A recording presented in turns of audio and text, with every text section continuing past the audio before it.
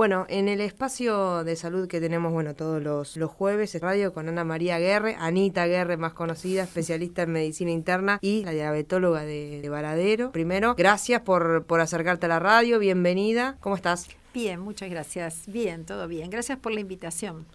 Creo que es fundamental tener una columna de salud, porque, digamos, es importantísimo tener en cuenta todo el tema de enfermedades, de prevención de las enfermedades. Y la diabetes es una de las tantas enfermedades prevenibles. Ahora vamos a hablar de cifras, porque recién estuve ahí investigando un poco y vos me las confirmaste y son realmente sorprendentes. Diabetes, enfermedad crónica y silenciosa. Sí. Este es el tema que nos trae hoy. ¿Qué es? ¿Por qué se genera? ¿Qué significa? Bueno, la diabetes es un aumento del azúcar en la sangre. El azúcar en la sangre se le dice glucemia. Es un incremento, ya sea o porque falta insulina, que es una hormona que se forma a nivel de páncreas, o porque sobra insulina pero actúa mal. Y en función de eso tenés los diferentes tipos de diabetes. Está el diabético tipo 1, que es el que requiere del uso de insulina desde el inicio, y está el diabético tipo 2, que en realidad tiene una buena reserva de insulina, pero no la puede utilizar, ya sea porque tiene, digamos, factores de riesgo como ser una vida sedentaria, tienen obesidad, hay una ingesta alimentaria muy mala y hay antecedentes familiares de diabéticos, que eso predispone a la aparición de la enfermedad. Cuando decís antecedentes, por ahí piensa en hereditario, otros piensan por ahí en una herencia de hábitos. ¿Es un poco de todo? Sí, es un poco de todo. A ver, fundamentalmente, si hay papá o mamá diabético, uno tiene que agudizar la investigación como para descartar que no aparezca en algún momento de la vida diabetes en el hijo o hija, ¿no? Depende. Ahora, si a eso le sumamos o no sumamos, pero sí consideramos que hay una mala educación alimentaria y que hay mucha vida sedentaria, te predispone más a la aparición de diabetes. Por supuesto que si a su vez hay antecedentes familiares, estás mucho más predispuesto. Esto es como en hipertensión, como en cualquier enfermedad que es hereditaria. Eso no significa que todo hijo de diabética va a ser diabético, en tanto y en cuanto tenga ciertas pautas en la alimentación, en conservar su peso, en mantenerse delgado, activo, sin una vida sedentaria. Pero tiene más chances que una persona que no tiene antecedentes familiares de diabetes. Buscaba algunos índices para conocer y tirar números que por ahí a la gente le sirven para dimensionar lo que significa, porque creo que diabetes, todos conocemos la palabra, la mayoría no sabe lo que significa, algunos sabemos por un conocido y el que lo tiene está más interiorizado o no, pero me decías que el 10%... ¿no? de la población argentina. El 10% de la población, 10%, 10,5%, y ven creciendo, porque yo me acuerdo cuando comencé hace unos cuantitos años, se hablaba de entre un 7 y un 8%, fue aumentando, se la consideraba que podía llegar a ser una epidemia para este siglo. Y la realidad es que se incrementó que casi entre un 10 y un 10,5% de la población es diabética, de lo cual si consideramos, tomando como referencia algo muy concreto, que puede ser la población total de Varadero, que no sé en el último censo en cuánto se terminó, pero debe ser cerca de 45.000 habitantes, calculo. Sí, aproximadamente, sí. Bueno, si consideramos eso, significa que hay 4.500 personas diabéticas, de las cuales el 50%, o sea, la mitad, aún no lo sabe. Entonces, es interesante porque de repente lo llamativo es cómo puedo estar conviviendo con una enfermedad silente sin enterarme. Que no es algo nuevo, no es algo que surge ahora, no. Que viene hace mucho tiempo, que yo creo que todos conocemos a alguien que sufre diabetes. A ver, los valores de diagnóstico para la diabetes fueron bajando. Es decir, hace unos más o menos 20 años, con una glucemia, o sea, una azúcar en sangre, de un promedio de 140 se hacía diagnóstico. Al día de hoy, 2 controles de azúcar en sangre, o sea, de glucemia, de más de 126 hacen diagnóstico de diabetes. Pero si uno quisiera, agudizar un poquitito más todavía el ojo, se considera que una glucemia por encima de 100, en un paciente con antecedentes familiares, es plausible de estudiarlo. Entonces, no es que, por supuesto que hay más en cantidad, por lo que hablábamos recién, de que se fue incrementando el porcentaje, sino que además se investiga antes de tiempo. La diabetes se la considera una enfermedad vascular, o sea, una enfermedad que va de la mano de cualquier enfermedad de corazón y de grandes arterias y pequeñas arterias. Sí. Con lo cual, cuando uno empieza a investigar, hay pacientes, por ejemplo, que es el caso más común, es: doctora, usted sabe, me infarté y además me diagnosticaron diabetes. Bueno, no sabía que tenía diabetes. Ahora, ¿qué es lo que ocurre? Son pacientes que se manejaron con valores a lo mejor por encima de 100 de glucemia, por debajo de 126, que es el diagnóstico, durante mucho tiempo. Es el típico que antes se le decía: tenés un poquito de azúcar, aflojá con el azúcar. Ajá. Ese tenés un poquito fue oxidando la arteria, la fue oxidando y la fue tapando hasta que se infarta. Y cuando se infarta aparece la diabetes. No, la diabetes ya estaba, no había tenido diagnóstico. Claro. Entonces, cuando hablas de esos números, ¿no? De la glucemia, uno cuando se hace el famoso chequeo básico de análisis de sangre, es ahí donde te figura, ¿no es cierto, la glucemia? Uno consideraría que en realidad a partir de los 18 años un control anual de controles básicos tendríamos que tener, mínimamente si hay antecedentes familiares. Antes se tomaba como parámetro a partir de los 40 años y ahora estamos viendo que hay ciertos valores que hay que controlarlos antes. De repente, pacientes con 18 años, cada 2 años sin antecedentes de enfermedad podés hacer un control, pero no esto de terminó el control con el pediatra y nunca más me controlé. O desde mi último embarazo no tengo un control ginecológico y tienen ya 50 años. Es como que muchas veces la gente dispara de esto de los controles por miedo. Y el miedo es mal consejero, porque en realidad el control uno lo hace por prevención. Para mí no es lo mismo encontrarme con un azúcar o una diabetes, una glucemia alta de 126 o de 130, que de repente me venga al consultorio un paciente con 400. En cada una de las columnas de salud y en todos llegamos al mismo punto. Explotadas las guardias, tanto en el sanatorio, hospital, salitas, porque parece como lo importante es lo que urge, ¿no? Sí. A mí me duele la panza ahora, entonces voy al médico ahora. Sí. Entonces no tenemos controles. Como vos decías, no hay un... a ver, obviamente sí hay gente que lo hace, pero en menor medida. Esto de utilizar la guardia como la única atención médica que mucha gente tiene, salvo con los niños que parece que están todavía resguardados en esa burbuja, ¿no? Pero después, a partir, como vos decías, después del pediatra, parece que del pediatra a un especialista si me deriva a alguien... por una urgencia, no tanto por una prevención. Claro, y por eso muchas veces se diagnostican tarde algunos tumores, por ejemplo, que yo tenía un jefe de servicio que él decía que no es lo mismo diagnosticar una lenteja que una sandía. ¿En qué sentido? No es lo mismo nada que se tome a tiempo del tamaño chiquitito de una lenteja que ya diagnosticarlo como si fuera una gran sandía. ¿En claro. qué sentido? A ver, hay screening para el cáncer de colon, para el cáncer de próstata, para el de mama, para el diagnóstico de un infarto, de un ACV. Hay cosas para hacer y enterarte si tenés colesterol alto, si tenés azúcar alta, hacerte una videocolonoscopía a partir de los 50, en caso de tener antecedentes a partir de los 40, si hay antecedentes de cáncer de colon. Es decir, está todo inventado. La pregunta es por qué tanto miedo la población a enterarse. Por eso yo digo que no es lo mismo una lenteja que una sandía. Porque si yo realmente me entero con algo in situ, como le decimos nosotros, o sea, en algo que no creció, que está ahí empezando, que se esboza, que es incipiente, vos le diagnosticás eso a un paciente y le salvaste la vida. Pero para eso el paciente tiene que ir a tiempo.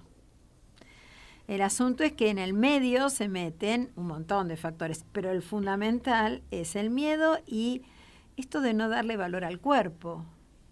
Yo siempre digo que en realidad nosotros con el cuerpo podemos hacer absolutamente todo. Sí.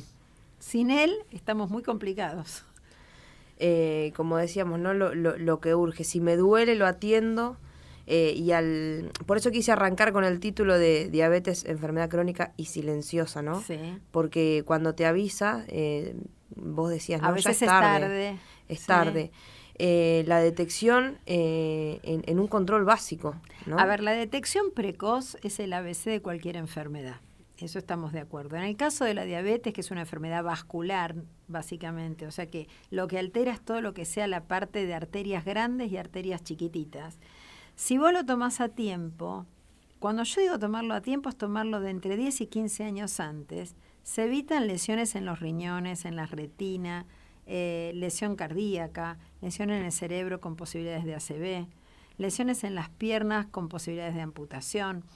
Cuando no existía esta especialidad o recién se iniciaba, había un índice mucho más alto de amputaciones de miembros inferiores que lo que hay ahora, y aún así todavía hay muchísima en relación a lo que tendría que haber por la cantidad de medios que tenemos de diagnóstico y de prevención.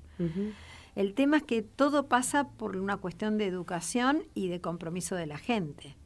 Uno cuando da un tratamiento, da el tratamiento más optimizado que conoce. El tema es que el 50% corresponde al profesional, el otro 50% es aceptar que le corresponde al otro realizarlo. Y que no es solo tomar pastillitas. ¿Te pasó? Eso es lo más difícil. Hablábamos de que es difícil que la gente vaya a hacerse el control y tenga el hábito de generar un control y de querer escuchar en el caso de que haya alguna enfermedad en cuanto a la prevención y demás. Sí. Pero a partir de ahí, vos dentro del consultorio, cuando tenés que dar noticias como, por ejemplo, mira, hay que controlar tal cosa, ¿también notás esa resistencia de...? Y hay de todo, hay pacientes que se resisten, hay pacientes que lo aceptan. Vos sabés que ante la enfermedad la conducta puede ser de mucho positivismo en cuanto sí, bueno, a ver, ¿qué hay que hacer? Vamos a darle para adelante, necesito este cuerpo, necesito criar una familia, necesito un montón de cosas. ¿Cómo tenés el que no puede escuchar? El que no entiende de lo que le estás hablando o el que no quiere escuchar. Es decir, que considero que con la pastillita ya esto está resuelto, puedo comer de todo, echarme a ver televisión mañana, tarde y noche y no mover una pierna. Entonces, no hacer ninguna actividad física y, bueno, la unión, sedentarismo, falta de corrección de la dieta. Nosotros ya no hablamos más de dieta en el diabético, lo que hablamos es de planificación de comidas. Y prohibido, como se decía antes, antes se la llamaban la enfermedad de todas las P, estaban prohibidas, la papa, los almidones, todo lo fuera pan, todo lo que fuera con P. En realidad, hoy día, el paciente diabético puede comer de todo excepto el azúcar refinado, excepto de repente, digamos, cosas con azúcar de rápida absorción, como puede ser una golosina, como puede ser un caramelo. Pero el resto lo que tienen que saber es educarse en las cantidades.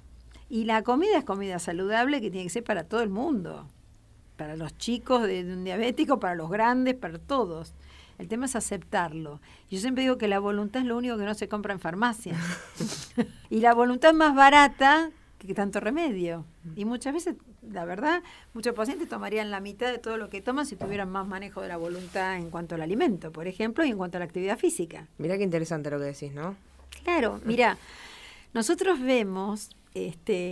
bueno, yo ya tengo 30 y largos de médica, ¿no? Pero la población que nosotros teníamos antes, sumamente activa, por ejemplo, la población rural, la gente que vive en el campo, que vos me decís, bueno, pero comían de todo, sí, pero se movían todo el día. Entonces hacían y comían de todo, pero a lo mejor la cena era muy frugal y comían una sopa y nada más. Entonces eran pacientes de 80 años, muy fibrosos de cuerpo, puro músculo, que todo el día tenían un desgaste a nivel actividad física, cosa que no nos pasa a nosotros en la zona urbana. En la zona urbana hay una frase que es muy interesante, que te agarrás el auto o la moto para ir a un gimnasio, subirte una cinta, después volver a subirte al auto y volver a tu casa.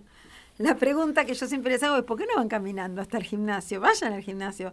Pero ¿por qué no le agregamos esas 10 cuadras más? Eso te lo da el ritmo, por supuesto. Sí. A veces es la falta de tiempo. Pero lo que te quiero decir es que el ser humano tiene estas cosas de incoherencia. Totalmente, que ha cambiado el tiempo y lo que vos decías, ¿no? Y el valor que le damos al cuerpo. Sí, y la actividad, ¿no? La actividad que se ha modificado muchísimo. Exacto. Pero en lo concreto, y volviéndolo al principio, a ver, sin este cuerpo no podemos hacer nada. Entonces, lo que es interesante es dónde está el valor del cuidado de la salud. ¿A dónde lo ponemos en el medio de todo esto? Ese es el tema.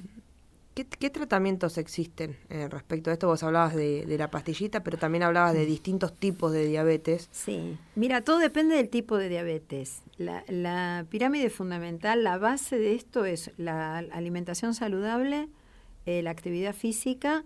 Y como tratamiento tenés tratamiento por vía oral, o sea, tratamiento con pastillas, que existen múltiples.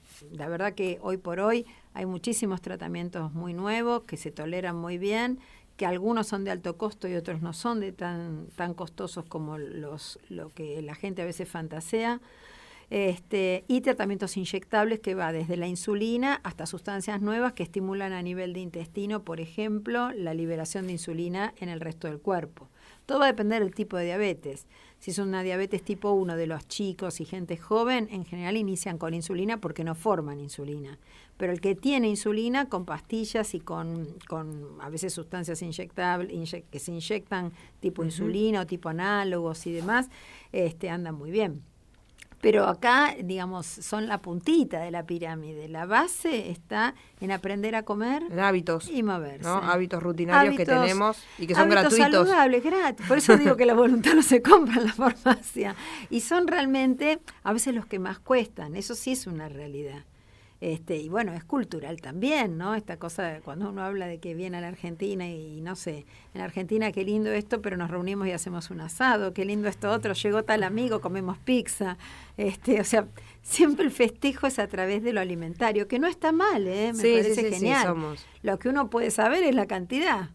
Cuando puede ir a un quiere... asado, ¿cuánto tengo que comer de ese asado? Exacto. ¿Le agrego verduras al asado? Cuando uno quiere agasajar a alguien, lo que hace, lo invita a cenar y cocina. Que está perfecto, ¿no? Porque es una idiosincrasia que a mí me encanta, esta cosa de sociabilizar y reunirte y estar entre amigos. El tema es, dentro de lo que me sirven, bueno, si yo soy diabético, ¿qué tengo que seleccionar de lo que hay?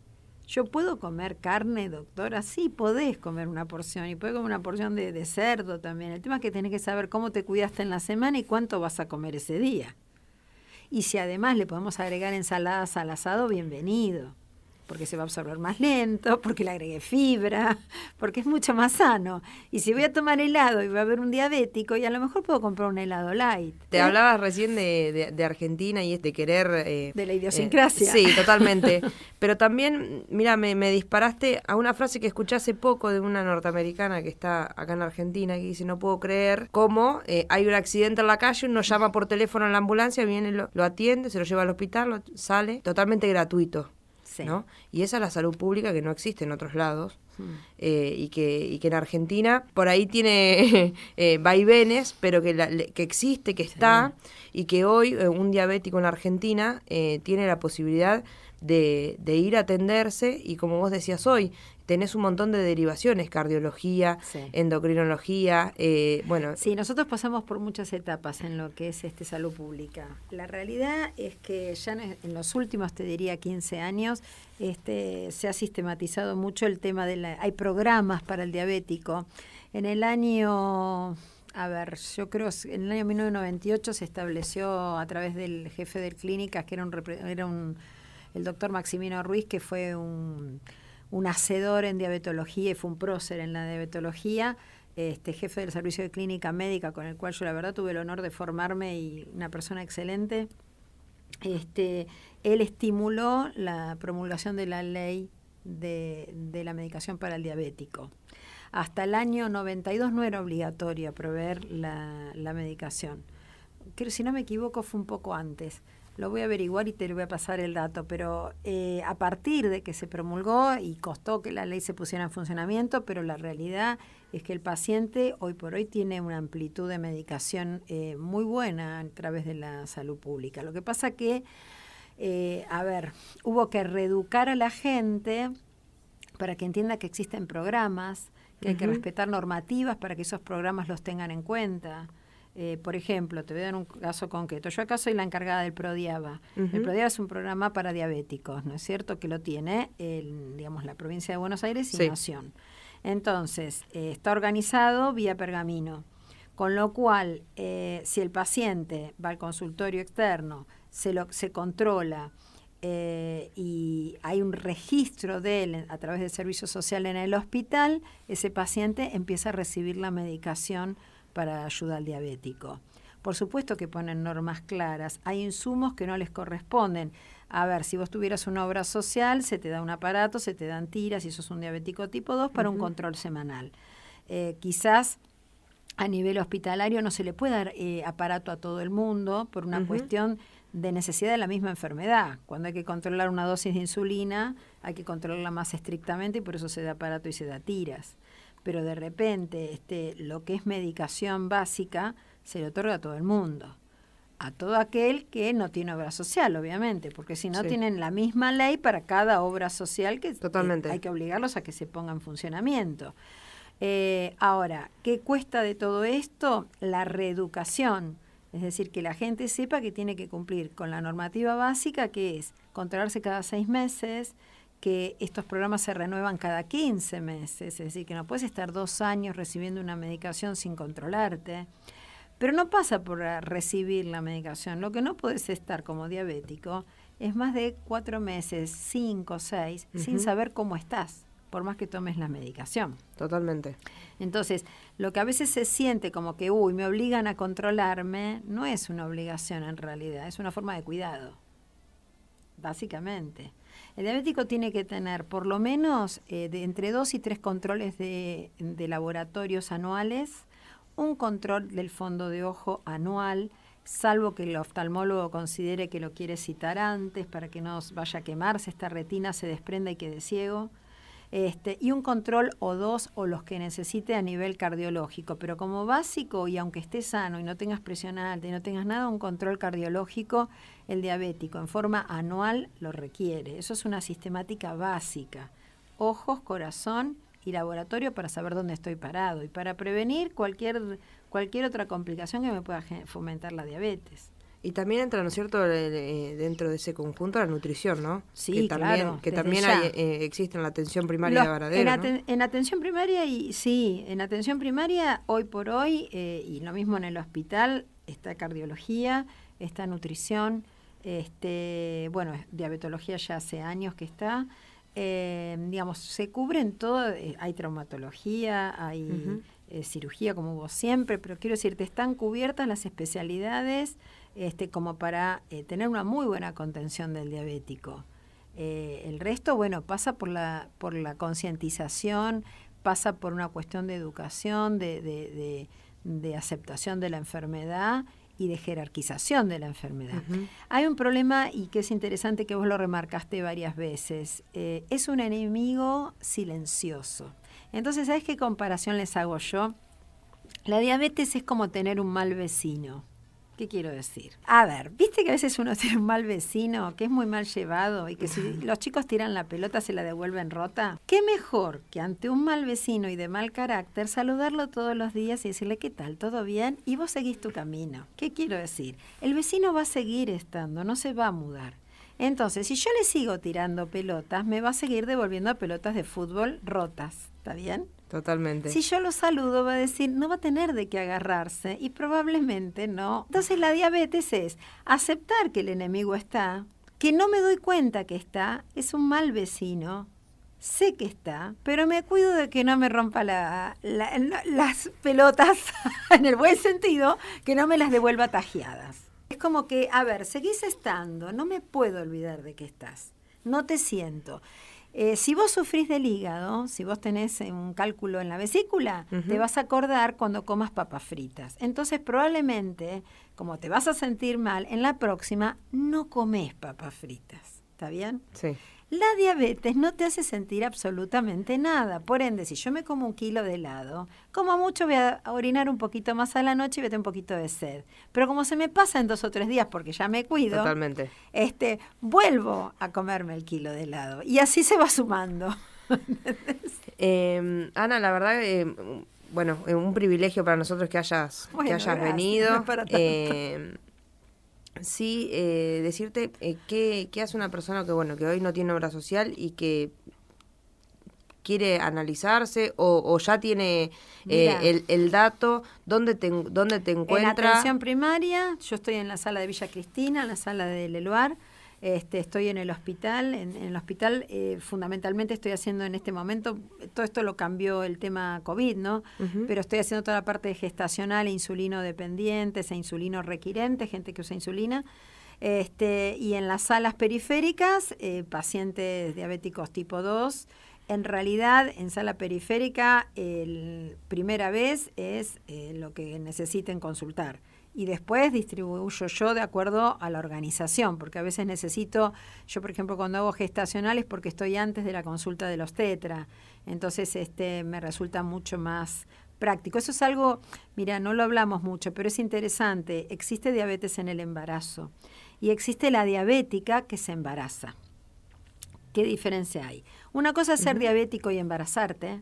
Una mujer diabética que se embarazó es un embarazo de alto riesgo que va a tener que tener más controles, más cuidados, que el bebé puede nacer perfecto, pero que no puede olvidarse de que es diabética, y va a tener un tipo de tratamiento. Y diferente es la mujer que estando embarazada se entera que hay diabetes.